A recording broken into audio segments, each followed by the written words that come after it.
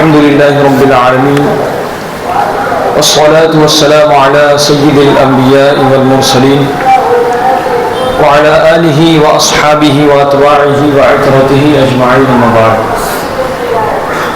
فأعوذ بالله من الشيطان الرجيم بسم الله الرحمن الرحيم كلا إذا بلغت التراقي وقيل من راق وظن أنه الفراق والتفت الساق بالساق إلى ربك يومئذ المساق آمنت بالله صدق الله مولانا العظيم.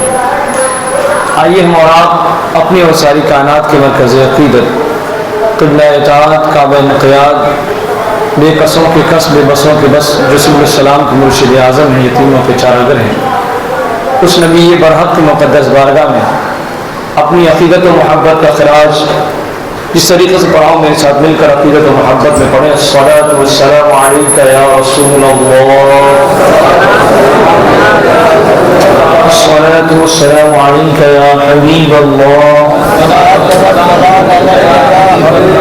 الصلاۃ والسلام علیک یا نبی اللہ، الصلاۃ والسلام علیک یا نور اللہ، صلی اللہ تعالی علیہ وسلم. اللہ تعالیٰ کا بھی بڑا فضل ہے، اس کا کرم اور توفیق ہے، عطا ہے کہ اس نے ہمیں اپنے بارگاہ میں جمع ہونے کا شرف عطا فرمایا. توفیق بھی اسی سے ملتی ہے، فضل بھی اسی کا ہوتا ہے، کرم بھی اسی کا ہوتا ہے، عطا بھی اسی کو ہوتی ہے. اور اگر جب یہ چیزیں شامل حال ہو جائے تو کامیابی بندے کے قدم چومتی ہے، اور اگر یہ چیزیں شامل حال نہ ہو تو انسان بظاہر خوش و خرم ہوتا ہے، اسباب و وسائل سے لیس ہوتا ہے، دنیاوی آرائش و زیبائش کی تمام چیزیں اس کے پاس موجود ہوتی ہیں، لیکن وہ حقیقت میں کامیاب شخص نہیں کہلاتا. دنیا کی جو کامیابی ہے وہ آخرت کی کامیابی پر منحصر ہے، اور جو شخص آخرت میں کامیاب ہو گیا وہ دنیا میں کامیاب ہو ہی گیا. آخرت کی کامیابی کو دنیا کی کامیابی پر فوقیت نہیں دی جا سکتی، لیکن دنیا کی باتوں کو لے کر آخرت کی حقیقتوں کا انکار بھی نہیں کیا جا سکتا. جو شخص آخرت میں کامیاب ہوگا وہ دنیا میں کامیاب ہو جائے گا، لیکن یہ ضروری نہیں کہ جو شخص دنیا میں کامیاب ہو آخرت میں کامیاب ہو جائے، یہ ضروری نہیں ہے. اس لیے اللہ کے رسول تاجدار عالم صلی اللہ تعالی علیہ وسلم نے دنیا میں جینے کا جو نسخہ ہمیں عطا فرمایا ہے وہ بڑا قیمتی ہے، قابل غور ہے اور لائق عمل ہے. سرکار علیہ السلام نے ارشاد فرمایا کن فی الدنیا کانک غریب او عابر سبیل. دنیا میں رہنا ہے، حقیقت یہ ہے کہ تمہیں دنیا میں بھیجا گیا ہے، تمہیں آنا ہے، اور آنا ہے تو اس قدر آنا ہے کہ سرکار نے وہ فارمولہ و نسخہ عطا فرمایا کہ کن فی الدنیا کانک غریب، دنیا میں ایسے رہو جیسے تم اجنبی ہو. سرکار نے فرمایا کہ دنیا میں تم ایسے رہو، ایسے زندگی گزارو، دنیا کی زندگی تمہارے لیے ایسے ہو جیسے کہ تم کان کا غریب، جیسے کہ تم اجنبی ہو، پردیسی ہو. اور یا پھر یہ پوزیشن تمہاری ہونی چاہیے کہ او عابر سبیل، یا راہ گزرنے والے کی طرح تمہاری زندگی ہو، تمہارا مقصد ہو، تمہارا چلنا پھرنا. تمہارا ایک شخص جو راہگیر ہوتا ہے، راہ گزرنے والا، یہ سمجھ لیں کہ روڈ پار کرنے والا شخص ہوتا ہے، وہ کتنا کم شارٹ ٹائم میں وہ روڈ کس طریقے سے پار کرتا ہے، بس وہ جو ٹائم ہے وہ ٹائم تمہیں دیا گیا ہے. اور آگے سبیل کن فی الدنیا کأنک غریب، جیسے کہ تو پردیسی ہے یا پھر راہ پار کرنے والے کی طرح، راہ گزرنے والے کی طرح، راہ پار کرنے والوں کی طرح. اور سرکار علیہ السلام نے اسی لیے صحابہ کرام کے درمیان میں تصور موت یہ ان کے دلوں میں جاگزی فرمایا تھا. اور سرکار فرماتے ہیں کہ اکثروا ذکر ہادم اللذات، کہ جب تمہیں خواہشات آئیں، خواہشات کا سلسلہ شروع ہو جائے، نفسانی خواہشات کی تکمیل کا ارادہ ہو، تو خواہشات کو توڑ دینے والی چیز کا تم ارادہ کرو. تم اسے یاد کرو، اس کی تمنا کرو، اسے بھی یاد کر لیا کرو، تو تمہاری خواہشات خود بخود ٹوٹتی بھی نظر آئے گی. خواہشات جمع نہیں ہوگی بلکہ خواہشات ٹوٹ جائے گی اور پھر موت کا ذکر ہوگا. یہ سرکار صلی اللہ علیہ وسلم نے ارشاد فرمایا. اس لیے سرکار نے یہ تعلیم فرمائی کہ اکثر ذکر ہادم اللذات، لذتوں کو توڑ دینے والی چیز کو یاد کرو، یعنی موت کو یاد کرو. زندگی کی کوئی حقیقت نہیں لیکن موت ایک حقیقت ہے. زندگی کی کوئی حقیقت نہیں لیکن موت ایک حقیقت ہے. اور موت ایک برزخی زندگی کا پردہ ہے. عام مردہ مرتا نہیں ہے، وہ دنیا کی نظروں سے اجل ہو گیا. وہ تو اللہ کے مقربین ہیں، وہ تو ان کی زندگی کا پوچھیے مت، ان کا کیا. لیکن ایک عام مردے کی بات کہی جا رہی جسے ہم مردہ قرار دیتے ہیں کہ مر چکا ہے، ٹھیک ہے، اس پر موت طاری ہو گئی، لیکن اس کے بعد عالم برزخ میں چلا گیا ہے، ایسی زندگی میں چلا گیا جس کا ہمیں شعور نہیں ہے. لیکن اتنا معلوم ہے کہ یا تو اس پر اچھائیاں مرتب ہو رہی ہیں اس کے اچھائیوں کی بنیاد پر، یا اس پر سزائیں مرتب ہو رہی ہیں اس کی برائیوں کی بنیاد پر. اتنا تو ہم کہہ سکتے ہیں. اور یہ بھی جو عذابات کا جو سلسلہ ہے یا نعمتوں کا جو سلسلہ ہے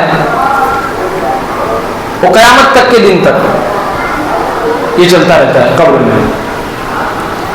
اور جو ہی یہ قیامت کا دن، صبح قیامت ہوگی، قیامت کی وہ دن ہوگا، تو یہ سلسلہ ختم ہوتے ہوئے باضابطہ طور پر حساب اور حساب و کتاب کے بعد جزا و سزا کا دائمی نفاذ ہوگا. جنتی جنت میں، جہنمی جہنم میں، ہمیشہ کے لیے. اس درمیان میں جو اس کی زندگی موت سے پہلے کی زندگی ہے، یہ بڑی غنیمت کی زندگی ہے. یہ جو زندگی ہے اس کی بڑی غنیمت کی زندگی ہے. مشہور قول ہے، بزرگان دین اسی سے فائدہ اٹھاتے ہیں اور وہ یہ کہتے ہیں کہ حاسبوا قبل ان تحاسبوا، اپنا حساب کرو اس سے پہلے کہ تمہارا حساب کیا جائے. ایک اور قول ہے، بزرگان دین اس سے بھی فائدہ اٹھاتے ہیں. وہ یہ فائدہ اٹھاتے ہیں کہ وہ یہ کہتے ہیں کہ نماز پڑھو اس سے پہلے کہ تمہاری نماز پڑھی جائے. نماز قائم کرو، ایسا نہ ہو کہ کوئی ایسا وقت آ جائے کہ تمہاری لوگ خود نماز پڑھنے لگے، تم نہیں پڑھ سکتے نماز. قرآن پاک نے اس کی بڑی ہی زبردست اور درد بھری عکاسی کی ہے. قرآن پاک میں سورہ قیامہ جو قیامت بھرے منظر کو اپنے اندر لیے ہوئے اور وہ قیامت کے درد بھرے منظر کو بیان کر رہا ہے. قیامت کے درد بھرے منظر کو سورہ قیامہ کے اندر بیان کیا جا رہا ہے. ویسے تو سورہ قیامہ بڑی سورہ ہے، 29ویں پارے کی، اور تقریباً 40 آیت پر مشتمل ہے. اس میں جو ہے انسان کو جھنجھوڑ دینے کی بات کہی گئی ہے، انسان کو جھنجھوڑنے کی بات کہی گئی ہے. انسان جس غفلت میں مبتلا ہے، غفلت کا شکار ہے، اس انسان کو، اس شکار زدہ انسان کو سورہ قیامہ میں بصیرت دی جا رہی ہے، بصیرت عطا کی جا رہی ہے. بصارت تو ہے، بصیرت پیش کیا جانا ہے کہ تم دیکھو کہ تمہارا حشر کیا ہوگا، کہاں پہنچو گے تم، تمہاری حیثیت کیا ہوگی، اور تم ابھی ہو کون اور کہاں ہوگے۔ ان تمام باریکیوں پر انسان کو اور انسان کی شروعات کی منظر کشی کی گئی، اور شروعات سے آخر کی منظر کشی کی جا رہی ہے، اور خالق کائنات کی عظیم قدرت کی حوالے سے گفتگو کی جا رہی ہے اس سورۃ قیامت۔ انسان دنیا میں بڑی شہرت پا جاتا ہے، دولت پا جاتا ہے، سب کچھ پانے کے بعد اپنے اصل کو بھول جاتا ہے، وہ کہاں سے تھا، کیا تھا، کیسا تھا، کیا بن گیا، کیا ہو گیا، کیا سب چیزیں جو ہے انسان بھول جاتا ہے۔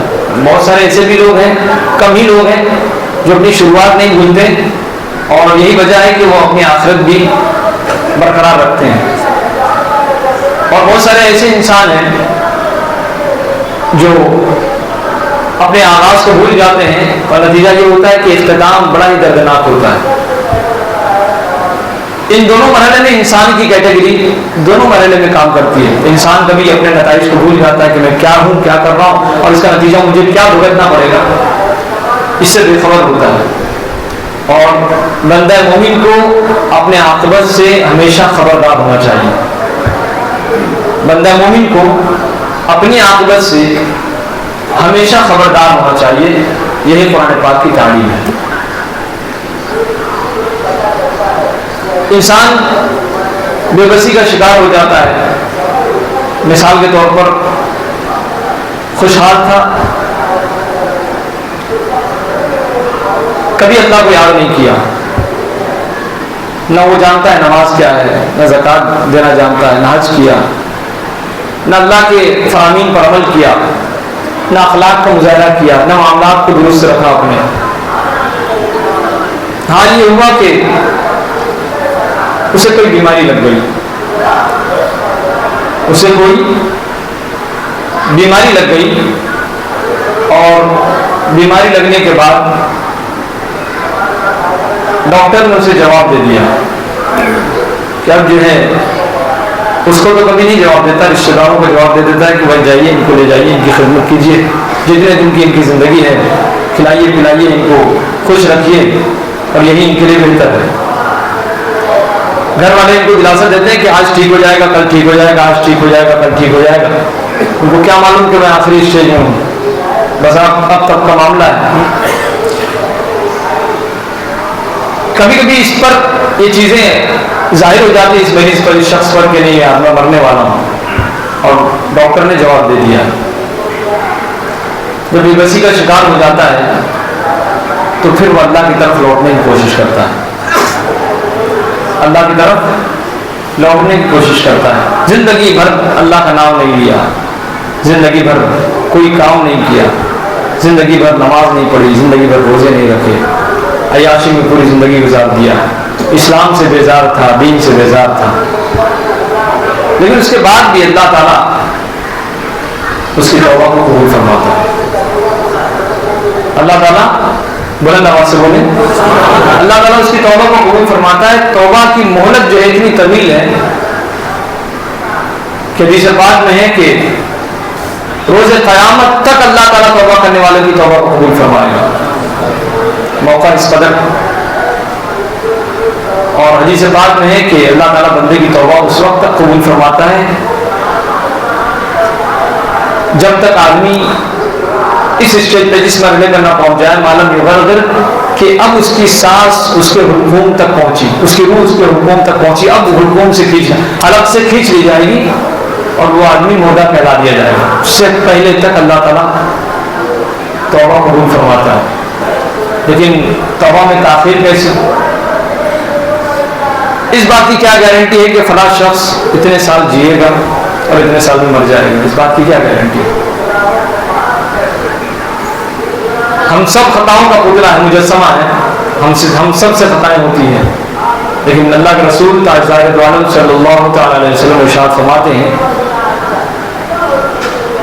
کہ ابن آدم خطاوار ہے، اور سب سے بہترین خطاوار وہ ہیں جو توبہ کرتے ہیں۔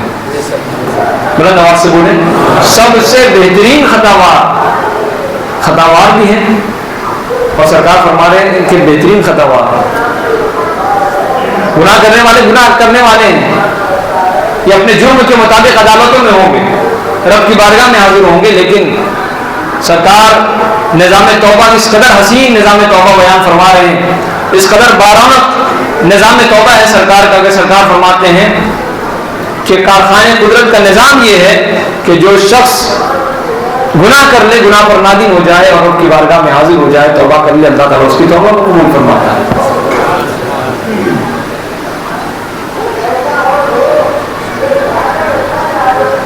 یہ ہوئی بات توبہ کی۔ سورہ قیامہ کے اندر انسان کی اس حقیقت کو بیان کیا گیا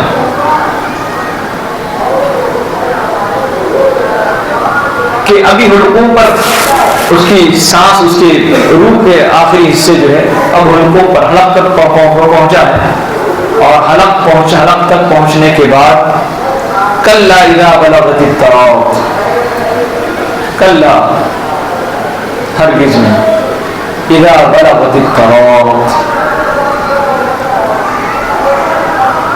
اس کی روح اس کے حلقوم حلق تک پہنچ چکی، وقیل من راق، اور پھر اب کہا جاتا ہے، ڈھونڈتے ہیں لوگ کہ ہے کوئی پھونکنے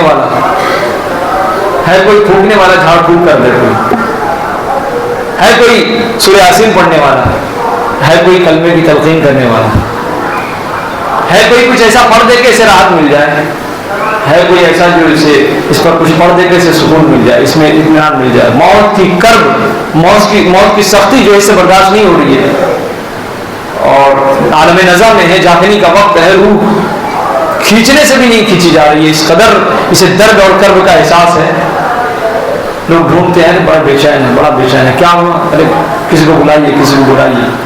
قرآن پاک نے اس کو بیان کیا، انسان کی اس بے بسی کی منظر کشی کو بیان کر رہا ہے قرآن پاک کہ کس طریقے سے انسان اتنا بڑا اپنے وقت کا ظالم تھا، ہٹلر تھا، اور کس قدر اللہ کی نافرمانی میں زندگی گزارتا تھا، شب و روز ایک کر دیتا تھا نافرمانی میں، اپنے وقت کا بہت بڑا بنتا تھا، 30 مار خاں بنتا تھا، یہ کسی کو کچھ نہیں سمجھتا تھا، نہ مخلوق کو کچھ سمجھتا تھا، نہ خالق کو کچھ سمجھتا تھا، آج بے بس ہے، آج بستر پر پڑا ہے اور تڑپ رہا ہے، ادھر پیر مار رہا ہے، ادھر ہاتھ مار رہا ہے، ادھر بے بسی کا شکار ہے۔ وقیل من راق، اور پوچھا جائے گا، ہے کوئی، درد بھرے انداز میں لوگ تڑپ کر مچل کر کسی کو بلا رہے ہیں کہ لاؤ، کوئی تعویذ کرنے والا ہے، کوئی دعا کرنے والا ہے، کوئی جھاڑ پھونک کرنے والا ہے، وقیل من راق، ہے کوئی ایسا، لے آیا جائے اس کو، اور لوگ یہ سمجھ جاتے ہیں وظن انہ الفراق، یہ آخری گھڑی ہے، اس کو لوگ سمجھ جاتے ہیں کہ یہ اب تک کا مہمان ہے۔ والتفت الساق بالساق، اور حالت یہ ہوگی کہ اس کی دونوں پنڈلیاں جو ہے اس طریقے سے مس ہو جائیں گی، اور آخری عالم ہوں گے، الی ربک یومئذ المساق، اس طریقے سے انسان کی بے بسی کا حال یہ ہوگا کہ وہ اس کی پنڈلیاں جو ہے ایک پنڈلی دوسری پنڈلی سے جکڑ دی جائیں گی، اور اس مجرم شخص کو جو ہے رب کی بارگاہ میں گھسیٹتا ہوا پیش کر دیا جائے، رب کی بارگاہ میں گھسیٹتا ہوا پیش کر دیا جائے گا۔ حال یہ ہوگا، قرآن پاک بیان کرتا ہے کہ فلا صدق ولا صلی، یہ اتنا نافرمان، اتنا ناہنجار آدمی تھا کہ فلا صدق، نہ کبھی اللہ کی بارگاہ میں صدقہ کیا، کبھی صدقہ ہی نہیں کیا اس نے، کبھی کسی نے مانگا بھی تو صدقہ نہیں دیا، کوئی اچھا کام ہی نہیں کیا، ولا صلی، فلا صدق ولا صلی، اور نہ کبھی نماز پڑھی اس نے، کبھی نماز ہی نہیں پڑھی اس نے۔ آج تعویذ کے لیے ڈھونڈ رہا ہے لوگوں کو کہ روح اچھے سے نکل جائے، کبھی ایسا کچھ کام ہی نہیں کیا کہ کچھ روح اس کی بآسانی نکل جائے، نظر روح میں آسانی ہو اس کے، کبھی ایسا کچھ کام ہی نہیں کیا اس نے، اور آج یہ تلاش کر رہا ہے کہ کوئی ایسا ہو جو قرآن پاک پڑھ کر پھونک دے اور پھر اس کو شفا مل جائے، آسانی سے اس کی روح نکل جائے، تلاش کیا جا رہا ہے۔ تو اللہ تعالیٰ نے قرآن پاک میں بیان فرمایا، انسان کی اس حقیقت کو سورہ قیامہ میں بیان کیا جا رہا ہے کہ جب انسان کی قیامت ہو جائے گی، روح نکل جائے گی، اس کی خود کی قیامت ہو جائے گی، قیامت سے اس کے لیے ماحول پیدا ہو جائے گا۔ وہ ایک چھوٹی قیامت ہے، جو بڑی قیامت ہے وہ تو ہے ہی ہے، عظیم قیامت جو ہونی ہے، لیکن یہ اس کے لیے کسی قیامت سے کم نہیں ہے، اس کی زندگی کی شام ہو جائے گی، رہتے رہتے وہ کہاں چلا جائے گا معلوم نہیں، عدم وجود سے عدم میں چلا جائے گا، پہلے ہے اور پھر تھا ہو جائے گا. فلا صدق ولا صلی، اس نے نہ صدقہ کیا رب کی بارگاہ میں، نہ اپنے مال و دولت کے ذریعے سے راہ خدا میں کوئی فائدہ پہنچایا، اور نہ خود نماز پڑھائی. ولیکن کذب وتولی، ہمیشہ اللہ کے راہ میں جب کوئی بات آئی تو اللہ کے دین کو ہمیشہ جھٹلایا اس نے، ہمیشہ اللہ کے دین کو اس نے جھٹلایا، مذاق بنایا. وتولی، اور ہمیشہ مخالفت کی اس نے، اللہ اور اس کے رسول کی مخالفت کی اس نے. ثم ذهب الى اهله يتمطع، اور اکڑ کر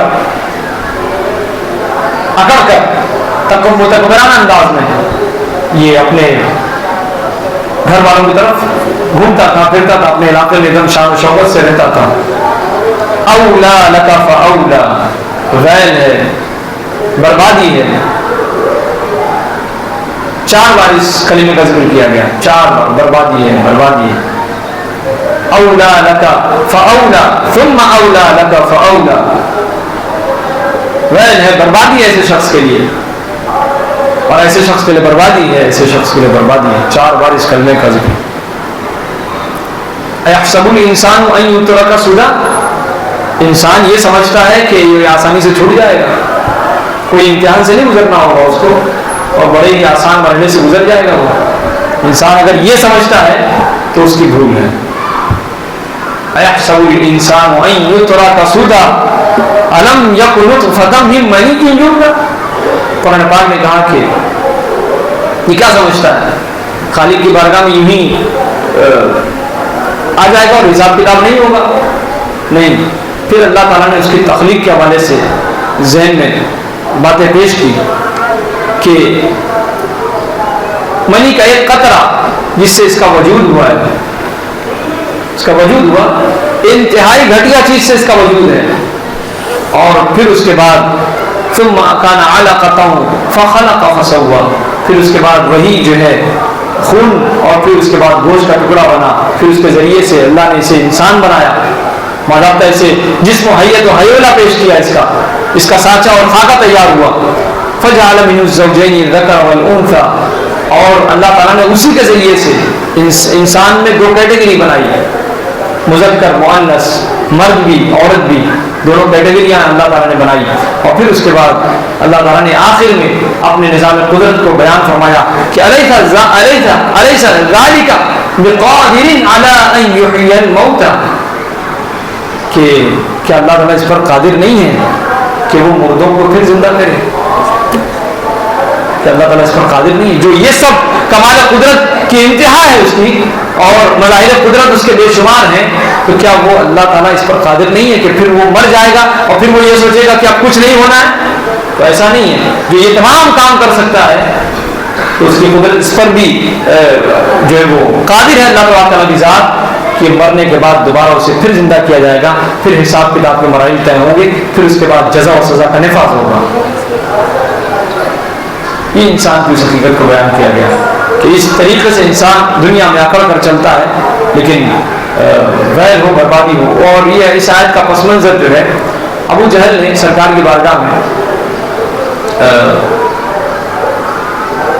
جب یہ سرکار صلی اللہ علیہ وسلم پر یہ آیت مبارکہ نازل ہوئی تو ابو جہل نے کہا کہ کچھ نہیں ہوتا یہ سب چیزوں سے. تو اللہ کے رسول نے فرمایا کہ اللہ کا حکم آ چکا ہے اور ویل ہے، بربادی ہے تیرے لیے. اتنا کہا اور میدان بدر پیش آیا. اس کے بعد دنیا نے دیکھا، خود کافروں نے دیکھا کہ کافر کس نتیجے پر پہنچے، اور اللہ تعالیٰ نے انہیں کس طریقے سے دردناک عذاب سے دوچار کیا، ذلت و رسوائی ان کا مقدر بنی، اور کس طریقے سے دردناک موت اور ہلاکت ہوئی ان کی. اس کے بعد اس طریقے سے 4 بار یہ اولا لک فاولا ثم اولا لک فاولا، اس طریقے سے 4 بار اس کلمے کو بیان کیا گیا کہ ایک تو اللہ تعالیٰ نے ابو جہل کو بے ایمان خاتمہ، ابو جہل مرا تو بے ایمان ہو کر مرا، اور پھر اس کے بعد دوسرے کلمے، دوسرا لفظ جو ہے اولا، یہاں پر یہ ہے کہ دنیا میں اللہ تعالیٰ نے اسے ذلیل کیا، رسوا کیا لوگوں کے سامنے. اور پھر اس کے بعد اب جس مرحلے میں وہ ہے، جب تک قیامت قائم نہیں ہوتی تب تک وہ جہنم کا ایندھن بنا ہوا ہے، جل رہا ہے اور سڑ رہا ہے، مر رہا ہے. اور پھر اس کے بعد تڑپ رہا ہے، اور پھر اس کے بعد آخرت کے دن جو دردناک عذاب ہوگا وہ الگ. اولا لک فاولا ثم اولا لک فاولا. قرآن پاک نے اسے بیان کیا کہ ہر وقت ذلت و رسوائی اس کا مقدر بنے گی، دردناک عذاب سے دوچار ہوتا رہے گا. یہ ابو جہل کے لیے سرکار فرماتے ہیں کہ ہر دور میں، ہر نبیوں کے زمانے میں ایک فرعون ہوا، اور میری امت میں جو ہے، جو میری امت کا فرعون ہے وہ ابو جہل ہے.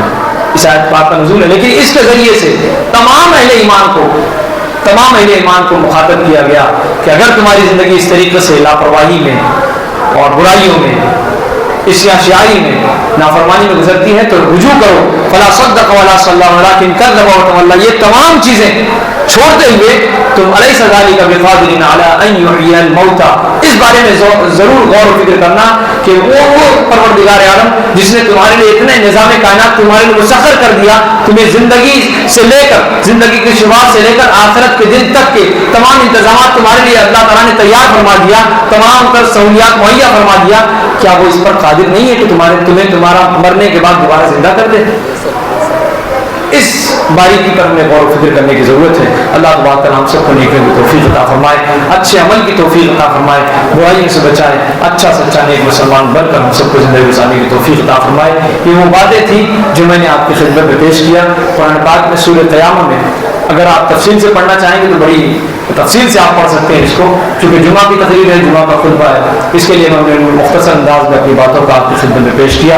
اللہ تبارک ہم سب کو نیکی کی توفیق عطا فرمائے، اچھا سچا نیک مسلمان بن کر زندگی گزارنے کی توفیق عطا فرمائے، اور ہم سب کو اپنی زندگی کا مقصد سمجھنے کی توفیق عطا فرمائے، اور اس پیغام پر عمل کرنے کی توفیق عطا فرمائے جو سرور کونین صلی اللہ علیہ وسلم ہم تک پہنچا کر اس دار فانی سے جو ہے وہ تشریف لے گئے. تو اب جو ہے ہماری ذمہ داری یہ بنتی ہے کہ ہم ان تمام پیغامات پر عمل کریں اور خود بھی عمل کریں، دوسروں کو اس پیغام کی دعوت لوگوں کو تک پہنچایا کریں، تاکہ کل قیامت کے دن اللہ کے دردناک عذاب سے ہم بھی محفوظ ہو سکیں. دوران گفتگو جو بھی خطا ہوئے پر اللہ مجھے معاف فرمائے. استغفر اللہ ربی من کل ذنب واتوب الیہ. کھڑے ہو جائیں.